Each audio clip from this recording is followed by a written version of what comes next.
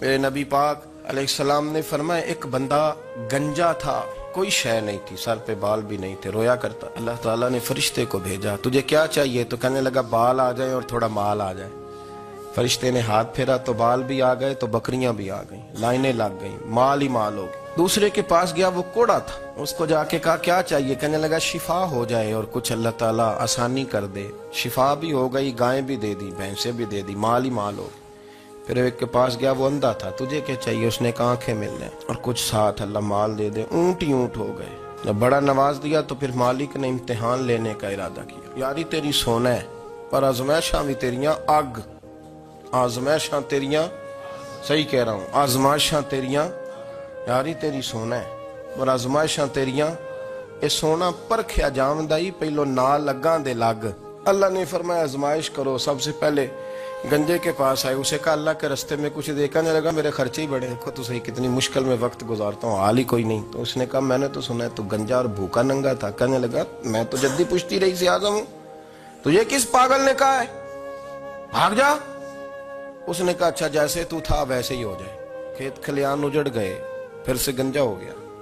حضور علیہ السلام فرمانے لگے، پھر وہ اس کے پاس گیا جو کوڑا تھا، اسے کہا کچھ دے۔ کہنے لگا خرچے ہی بڑے، اب پوچھ لیں کسی امیر آدمی سے، کہے گا چکی کے نیچے ہاتھ ہے میرا، میرے سے زیادہ تو اب پریشان بندہ ہی کوئی نہیں، کیا بتاؤں آپ کو، اتنا ٹیکس ہے، اتنا جرمانہ ہے، فلانی شے، بڑا کچھ گنواتے ہیں لوگ۔ اس نے کہا میں نے تو سنا تو پہلے کوڑا تھا۔ اس نے کہا جا دوڑ جا، میں تو رئیس اعظم ہوں، دادا بھی پردادا بھی اور ساری نسل ہی۔ اس نے کہا اچھا جیسے تو تھا ویسے ہی ہو جائے۔ پھر وہ گیا اندھے کے پاس اور جا کے کہا اللہ کے نام پہ کچھ دے۔ تو وہ کہنے لگا رب کے نام پہ؟ یہ کھڑے ہیں اونٹ، جتنے تیرے دل کرے لے جا۔ اس نے کہا کیا معنی اس بات کا؟ کہنے لگا یار تجھے کیا بتاؤں، میں تو اندھا تھا، میں نے تو کبھی دنیا دیکھی نہیں تھی، پھر اس کریم نے فضل کیا تو مجھے بڑا کچھ دکھایا، میں کیا بتاؤں، میرا دل کر رہا ہے کہہ دوں کہ پھر اس نے کعبہ دکھایا، پھر اس نے روضہ رسول دکھایا، پھر اس نے ریاض الجنہ کے سجدے دکھائے، پھر اس نے اپنے محبوب کے دروازے کی رونقیں دکھائیں، اس نے بڑا کچھ دیا، اس نے بڑا نوازا۔ میرے پاس تو شاید میں بدکار پرانا خادم، کسے در ملی نہ ٹوئی، اے واصف یار نے نظر جو کی تھی پھر واصف ہی ہوئی، یہ تو اس کا کرم ہوا۔ تو یہ وہ کہنے لگا تو اللہ کے نام پہ جان مانگ، میں وہ بھی دینے کو تیار، میرے پاس تو شے ہی کوئی نہیں تھی، مجھے تو اپنا پتہ ہے، میں تو کوئی شے نہیں تھا، کچھ نہیں تھا میرے پاس، یہ تو ان کا کرم ہے کہ رخ ان کا ادھر ہے، اور مختصر سی میری کہانی ہے، یہ جو بھی ہے ان کی مہربانی ہے۔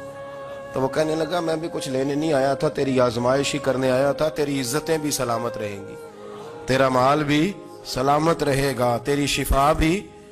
اپنی زندگی میں کبھی بھی اللہ کی بارگاہ سے توجہ ادھر ادھر نہ کریں، چھوڑیں لوگ کیا کر رہے ہیں، دنیا کیا کہہ رہی، کبھی بھی اپنی توجہ دائیں۔ ہمارا یہ مسئلہ بن گیا کہ ہماری سیاست ہے، ہماری دنیا داری ہے، ہم بندوں کو راضی کرنا چاہتے ہیں، ہم دیکھتے ہیں کون کس طرح، اور آپ یقین کریں آپ تھک جائیں گے، بندے راضی نہیں ہوں گے، وہ نہیں راضی ہوتے، آپ ان کو منا کے لائیں گے تو ادھر والے نکل جائیں گے، ادھر کو منائیں گے تو ادھر والے نکل جائیں گے۔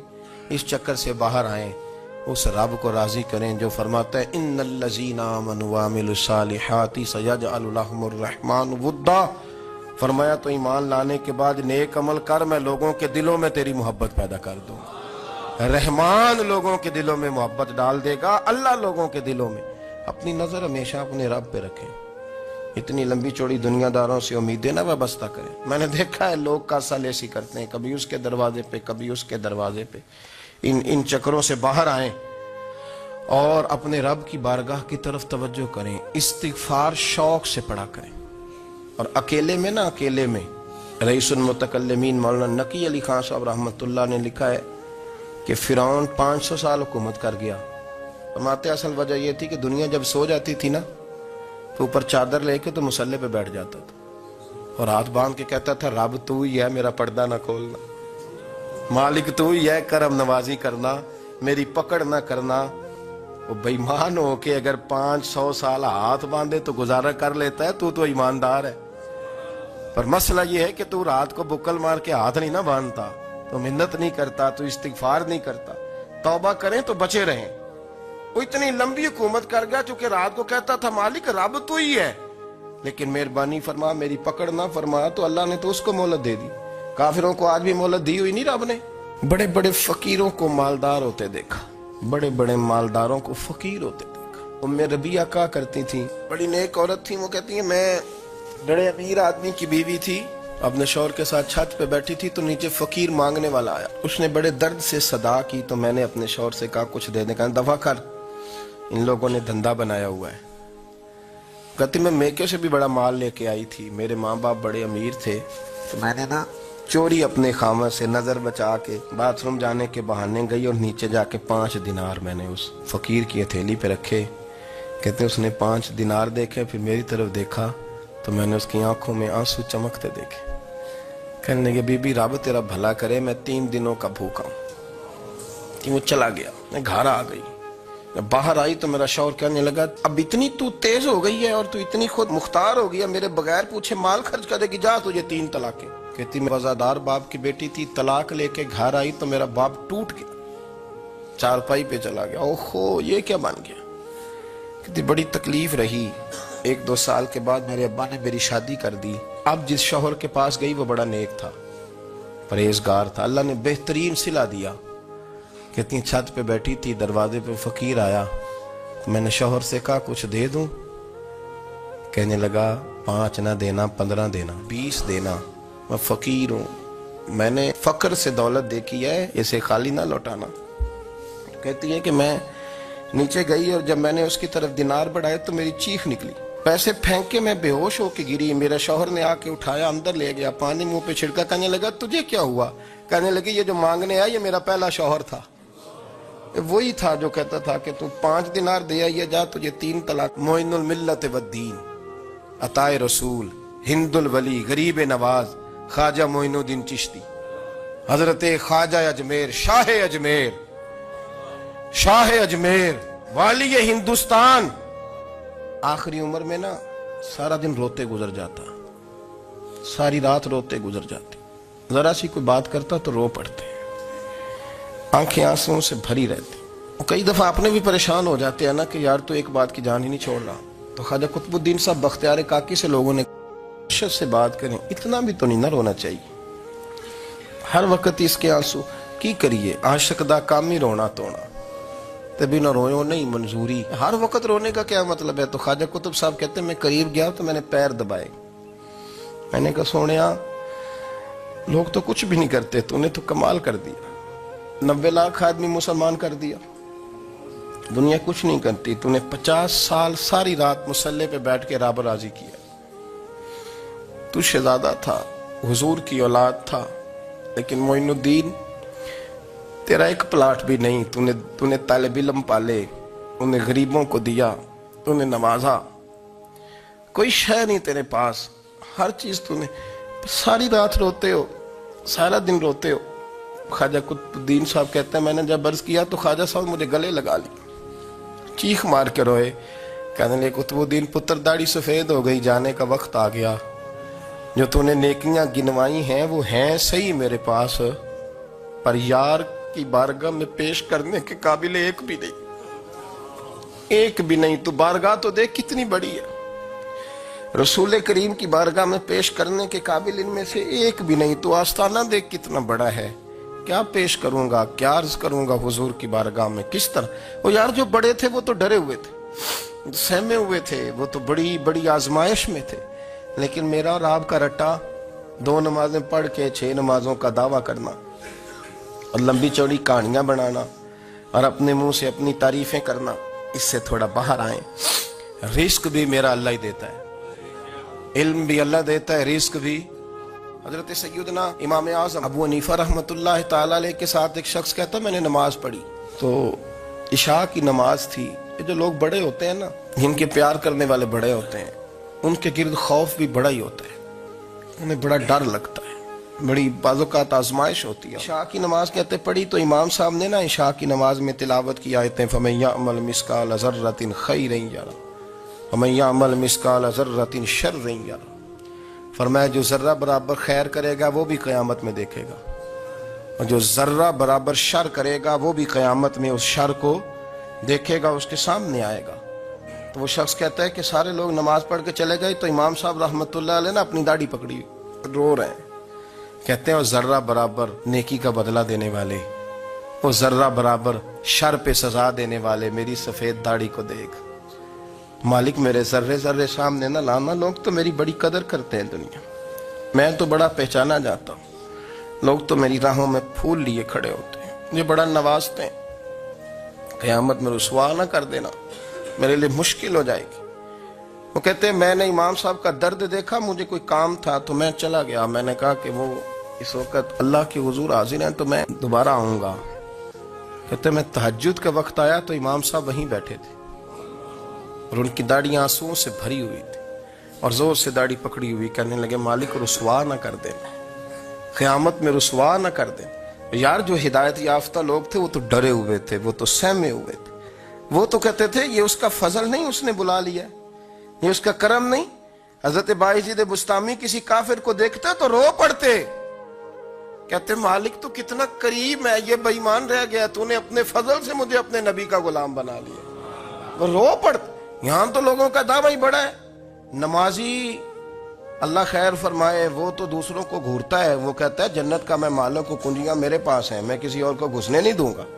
اور اگر 2-3 حج کر لے تو پھر تو وہ کہتا ہے کہ اب میرے سے پوچھ کے لوگ جنت میں جائیں گے معاذ اللہ. اور اگر وہ 2 4 5 7 دفعہ کوئی نفل پڑھ لے تو پھر وہ کہتا ہے چھوڑیں جی سارے لوگ بے عمل ہیں، میں اکیلا نیک ہوں. نہ ایسا کریں، اپنی توجہ اپنے رب پہ رکھیں. جب یہ نظریہ بن گیا، جب یہ ذہن بن گیا کہ پیدا اللہ نے کیا ہے، دینا اللہ نے ہے، عطا کرنے والا اللہ ہے، نوازنے والا اللہ ہے، تو پھر ساری توجہ دنیا داروں کی طرف رکھنا. میں اللہ والوں کی طرف توجہ رکھنے کا قائل ہوں، لیکن وہ بھی کوئی آستانہ ہے کہ جہاں حق مرشد کا نعرہ تو بڑا لگے پر رب کا نام ہی نہ سننے کو ملے. یہ بھی کوئی بات ہوئی کہ جہاں یہ تو نعرہ زور سے لگے کہ جیوے جیوے مرشد جیوے، لیکن استغفار کا درس ہی نہ ملے. جہاں ہر وقت یہ بتایا جائے کہ یہاں آ گئے تو بچ گئے. کیسے بچیں گے؟ میرے رسول پاک علیہ السلام کا دروازہ سب سے بڑا دروازہ ہے، لیکن میرے دوستو یاد رکھنا نبی پاک علیہ السلام نے بھی لوگوں کو جب رستہ دکھایا ہے تو رب کریم کا رستہ دکھایا ہے. میرے رسول کریم سید عالم صلی اللہ تعالی علیہ وسلم نے لوگوں کی اللہ کی جانب توجہ کرا. میری بات کو اچھے طریقے سے سمجھیے گا. علم اللہ تبارک و تعالی عطا کرتا ہے تو اسے اللہ کی عطا ہی سمجھنا چاہیے. کچھ لوگوں کے پاس علم ہوتا ہے پر علم نافع نہیں ہوتا، وہ ٹامک ٹونجا مارتے رہتے ہیں ساری زندگی. علم کو اللہ کی عطا سمجھیں، اپنی عقل پر اپنے شعور پر زیادہ بھروسہ نہ سمجھیں، نظر اللہ پہ رکھیں. حضرت مولا علی شیر خدا کرم اللہ تعالی وجہہ الکریم سے کسی نے پوچھا تھا بڑا عالم کون ہوتا ہے؟ ہمارے ہاں تو اب وہ والے عالم پائے جاتے ہیں نا اللہ ماشاءاللہ، جو ممبر پہ بیٹھتے ہیں تو دعوے ہی دعوے، اس طرح کے عالم ہمارے ہاں پائے جاتے ہیں، وہ ہر بات میں دعویٰ کرتے ہیں. یہ مزاج علماء کا نہیں. حضرت علی المرتضیٰ سے کسی نے پوچھا بڑا عالم کون ہوتا ہے؟ فرمایا بڑا عالم وہ ہوتا ہے کہ جسے مسئلے کا پتہ نہ ہو تو وہ کہہ دے مجھے نہیں پتا، میں پتہ کر کے بتاؤں گا، غلط بات بیان نہ کرے. امام مالک سے کسی نے کوئی مسئلہ پوچھا تو آپ فرمانے لگے مجھے اس سوال کا جواب نہیں آتا. وہ کہنے لگا آپ اتنے بڑے امام ہیں تو اس سوال کا جواب نہیں آتا. آپ فرمانے لگے اگر مجھے ہر سوال کا جواب آتا پھر تو میں خدا ہوتا. مجھے تو اتنا آتا ہے جتنا میرے رب نے مجھے عطا کر دیا ہے. اپنی نظر اللہ پہ رکھیں. نکل آئیں اس معمے سے باہر کہ میں کوئی بلا ہوں، مجھے بڑا پتہ ہے، میرے پاس 6 ڈگریاں ہیں، مجھے 10 جگہ پہ تدریس کا شغف حاصل ہے. اس سے نکلیں باہر. قرآن مجید دیکھیے گا اللہ تعالیٰ نے ارادہ قدرت فرمایا کہ میں حضرت آدم کو بناؤں گا. پھر بنانے کے بعد فرمایا فرشتوں سجدہ کرو آدم کو. سب نے سجدہ کیا الا ابلیس ابا واستکبر وکان من الکافرین، سوائے ابلیس کے، اس نے انکار بھی کیا، تکبر بھی کیا اور کافروں میں سے ہو گیا. تو یہ جب اللہ تعالیٰ نے سجدہ کرایا تو کیسے کرایا؟ اللہ تبارک و تعالیٰ نے نا حضرت آدم کو علم سکھایا خود. وعلم آدم الاسماء کلہا. خود اللہ فرماتا کہ میں نے جناب آدم علیہ السلام کو تمام اشیاء کے نام سکھائے. تو وہ چیزیں پھر میں نے نا اللہ فرماتے میں نے فرشتوں پہ پیش کی. میں نے کہا کہ بتاؤ ان کے نام کیا ہے. تو فرشتوں نے جو جواب دیا وہ سمجھنے والا ہے. اللہ نے چونکہ خود علم سکھایا تھا حضرت آدم کو لیکن فرشتوں کو نہیں سکھایا تھا. تو اللہ کریم نے فرمایا فرشتوں یہ بتاؤ ان چیزوں کے نام کیا ہیں. تو فرشتے کیا کہتے ہیں؟ فرشتے عرض کرتے ہیں قالوا سبحانک لا علم لنا. آپ کبھی یقین کریں اس چیز کی لذت لیں تو مزہ آ جائے. کہا قالوا سبحانک، کہنے لگے تو پاک ہے۔ آدم علیہ السلام کو نام سکھا لیے، پھر فرشتوں کے سامنے وہ چیزیں پیش کر کے کہا ان چیزوں کے نام بتاؤ، تو فرشتے کیا کہتے ہیں؟ کہتے ہیں قالوا سبحانک، تو پاک ہے، لا علم لنا، ہمارے پاس کوئی علم نہیں، الا ما علمتنا، ہمیں تو اتنا پتہ ہے جتنا تو نے ہمیں سکھا دیا۔ اور یہ کیوں تو نے ہمیں جتنا سکھایا اتنا پتہ ہے؟ فرشتے یہ نہیں کہتے یا اللہ تو زیادہ سکھا، آدم کو دیا تو ہمیں بھی دے، یہ نہیں فرمایا، فرمایا انکا انت العلیم الحکیم، اے اللہ تو علم والا بھی ہے اور حکمت والا بھی ہے، تجھے پتہ ہے کس کو کتنا دینا ہے، جتنا تو نے مناسب سمجھا جناب آدم کو دیا، اور جتنا تو نے بہتر سمجھا وہ تو نے ہمیں عطا فرمایا۔ میرے عزیز، علم اگر آپ کے پاس ہے تو اس کو اللہ کی عطا سمجھیں۔ ہمارے ہاں بہت سارے لوگ بن کے بیٹھ جاتے ہیں، میں اکثر کہتا ہوں کہ پھر وہ دعوے کرتے ہیں میرے علاقے والے جاہل ہیں، میرے شہر والے جاہل ہیں، میرے خاندان والے پڑھے نہیں۔ یہ آپ کا دعویٰ ہے، یہ آپ کو خراب کر دے گا۔ ہم نے بہت سارے ایسے لوگ دیکھے جو بہت بڑے عالم تھے، لیکن اللہ جب لینے پہ آیا تو عقل ہی لے گیا، شعور ہی چلا گیا، حافظے ختم ہو گئے۔ آپ دیکھتے ہیں بڑھاپے میں کچھ لوگ ایسے ہوتے ہیں کہ جن کو یہ بھی یاد نہیں رہتا کہ میرا نام کیا ہے، میں کہاں ہوں، مجھے کدھر جانا ہے۔ اس وقت سے اللہ کی پناہ مانگیں اور اپنی نظر اپنے رب کریم کی جانب رکھیں۔ علم کے بعد ایک چیز آتی ہے جس کا نام ہے ہدایت، جس کا نام ہے تقوی، جس کا نام ہے پرہیزگاری، جس کا نام ہے عمل، عبادت، ریاضت۔ یہ بھی اسی وقت ہی نصیب ہوتی ہے جب میرا رب کریم نصیب فرما دیتا ہے۔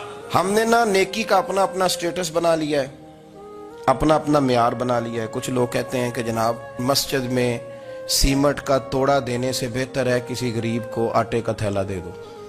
اب اس نے اپنا مزاج بنا لیا نا نیکی کا، اس نے اپنا سٹیٹس بنا لیا۔ میرا یہ سوال ہے کہ نبی پاک صلی اللہ تعالی علیہ وسلم جب مدینہ شریف آئے تھے تو حضور نے سب سے پہلے غریبوں میں آٹا تقسیم کیا تھا کہ سب سے پہلے مسجد بنائی تھی؟ کیا عجیب لوگوں کا رنگ ہے، اپنی مرضی کی ہدایت، اپنی مرضی کا تقوی، اپنی مرضی کا معیار۔ مسجد کوئی بڑا چھوٹا خطیب بھی میری طرح کا ہو نا، تو وہ مسجد میں بیٹھ کے جب نبی پاک کی بات کرتا ہے تو کہتا ہے میرے رسول پاک غریبوں کا سہارا بن کے آئے۔ وہ غریبوں کی بات کرتا ہے، مسکینوں کی، لاچاروں کی، کمزوروں کی بات۔ تو مسجد ہی تو وہ ادارہ ہے جہاں سے غریبوں کی بات ہو رہی۔ تو اب لوگوں نے غریب کو اور مسجد کو لڑانا شروع کر دیا، اس کو لڑاؤ کہ مسجد میں پیسے دینے سے بہتر ہے آپ غریب کو آٹے کا تھیلا دے دیں۔ آپ یہ کیوں نہیں کہتے کہ مسجد میں بھی آپ توڑا دیں ایک سیمٹ کا اور ساتھ غریب کو بھی خدمت کریں؟ یہ کیوں نہیں تقویٰ؟ اپنی اپنی مرضی کا مزاج، اپنی اپنی۔ کچھ لوگ کہتے ہیں چھوڑو جی، ساری زندگی انسان نماز پڑھتا رہے اور پھر گالیاں بھی دیتا رہے، بندہ داڑھی بھی رکھ لے اور جھوٹ بولنا بھی نہ چھوڑے۔ تو یہ آپ نے اپنے پاس سے تقوی کا معیار بنایا۔ گالی دینے کا گناہ ہے اور داڑھی رکھنے کا ثواب ہے۔ تو اگر آپ داڑھی رکھے ہوئے ہیں اور آپ کوئی غلطی کر رہے ہیں تو اس سے آپ کی داڑھی کا ثواب ختم ہے۔ آپ کوئی غلطی کر رہے ہیں، داڑھی کا ثواب اس سے ختم ہے، وہ اپنی جگہ پہ قائم ہے چیز۔ اپنی مرضی کا کیوں تقوی کا معیار بناتے ہیں؟ تقوی کا مزاج اپنی مرضی کا نہ بناؤ۔ اللہ کی بارگاہ سے دعا مانگو کہ یا اللہ ہمیں ہدایت کا نور عطا فرما، اللہ تو ہمیں رستہ دکھا، تو بتا کہ ہدایت کیا ہے۔ تو رب فرماتا ہے اللہ ولی الذین آمنوا، اللہ مومنوں کا مددگار ہے، یخرجہم من الظلمات الی النور، وہ انہیں اندھیروں سے نکالتا ہے اور نور کی طرف روشنی عطا فرماتا ہے۔